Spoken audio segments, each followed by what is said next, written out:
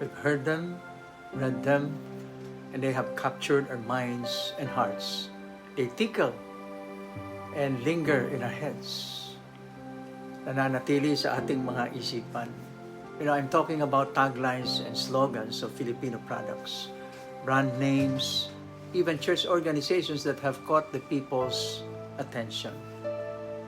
Now, if I say, you're in good hands, it's no other than Metrobank, right? Paint reinvented. Of course, it's Davis Paint. It's time everyone flies. You think it's Cebu Pacific Air. Happy to serve, of course, the one and only ECMI, Emmanuel Church Ministries International. We know products and organizations by their taglines or slogans, by what they promise and what they deliver. So what's the tagline of Christianity?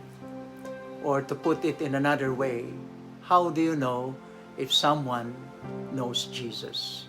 We might think it's when someone prays a lot or gives generously of their time or their money, or when somebody knows the scripture, or someone who preaches the gospel. Actually, all of these things might express the heart of someone who loves and follows Jesus. The Apostle John suggests a specific tagline of promise and delivery for those who say they follow Jesus. In 1 John chapter 4, verse 21, he writes, "And he has given us this command: anyone who loves God must also love their brother and sister." John chapter 13, 34 to 35, "Love one another as I have loved you, so you must love one another. By this, everyone will know that you are my disciples, if you love one another." People know that we know and love Jesus when we love. John is not talking about ordinary, easy kind of love that costs us nothing. Anybody can do that.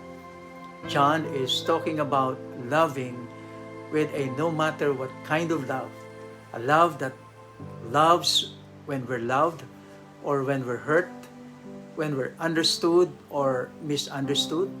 No matter what love is, a kind of love we can give to others only because we first get it from God. 1 John chapter 4, verse 19, we love because He first loved us. And the love God gives cost Him everything.